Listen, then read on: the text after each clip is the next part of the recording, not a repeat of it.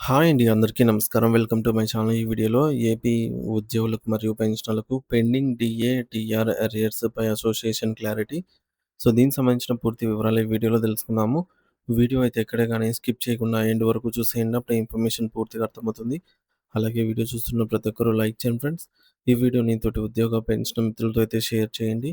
కొత్తగా మన ఛానల్ చూస్తున్నవారు ఇంకెవరైనా సబ్స్క్రైబ్ చేసుకోకపోతే వెంటనే మన ఛానల్ అయితే సబ్స్క్రైబ్ చేసుకోండి.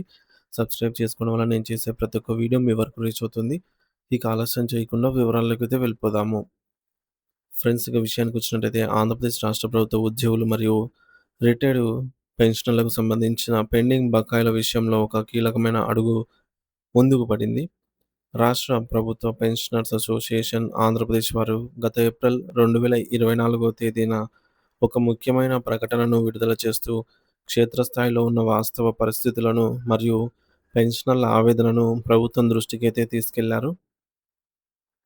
ప్రధానంగా గత 30 నెలలుగా పెండింగ్‌లో ఉన్న కరువు భత్యం, డీఆర్ బకాయిలకు సంబంధించి పెన్షనర్ల సంఘం నాయకులు ప్రభుత్వానికి ఒక బలమైన వినతి పత్రాన్ని అందించారు.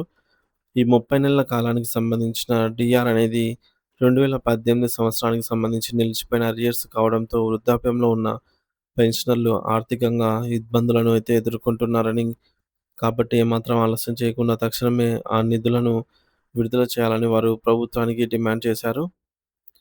మరి ఈ కీలకమైన సమస్యలపై చర్చించేందుకు పెన్షనర్ల సంఘం నాయకులు రాష్ట్ర ఆర్థిక శాఖ జాయింట్ సెక్రటరీ గౌరవనీయులైన గౌతమ్ అల్లాడ గారిని అయితే నేరుగా కలిసి సుదీర్ఘంగా చర్చించారు.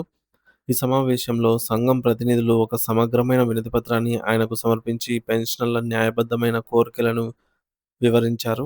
ఈ బృందంలో సెక్రటరీ జనరల్ వెంకటేశ్వర్లు గారు కూడా ఉండి సాంకేతిక మరియు పరిపాలనాపరమైనటువంటి చిక్కులను అధికారులకు అయితే వివరించారు.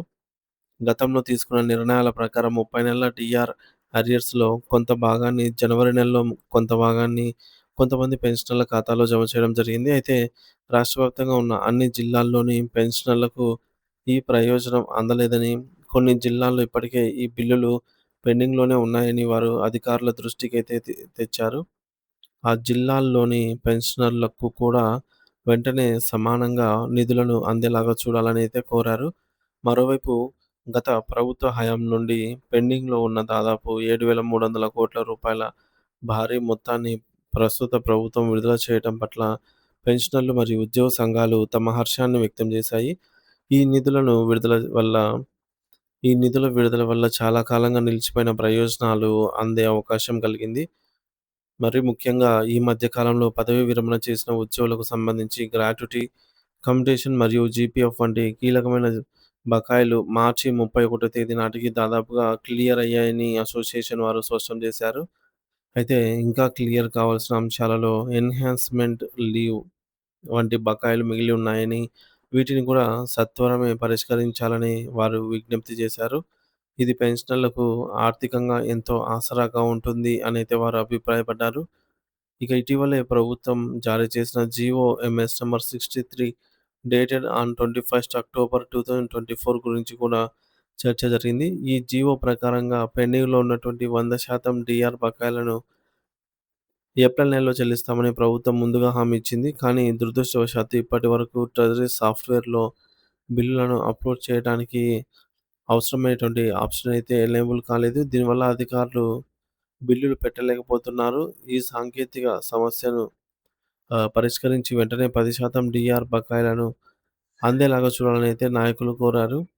మరి దీనిపై ఆర్థిక శాఖ అధికారులు సానుకూలంగా స్పందిస్తూ జూలై 2018కి సంబంధించిన 30 నెలల డీఆర్ అరియర్స్ ఏవైతే పెండింగ్‌లో ఉన్నాయో వాటన్నిటిని మే 1 తేదీ నాటికి పరిష్కరించడానికి తగిన చర్యలు తీసుకుంటామని భరోసా ఇచ్చారు.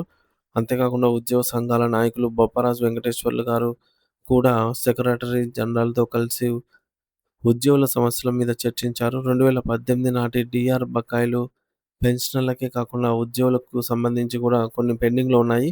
వాటిని కూడా ఒకేసారి పరిష్కరించాలని వారు కోరారు. ఈ విషయంలో ఆర్థిక శాఖ అధికారులు ఒక స్పష్టమైన హామీ ఇస్తూ ఈ నెల ఆఖరులోపు ఒక ప్రణాళికాబద్ధమైన షెడ్యూల్‌ను ప్రకటిస్తామని చెప్పారు.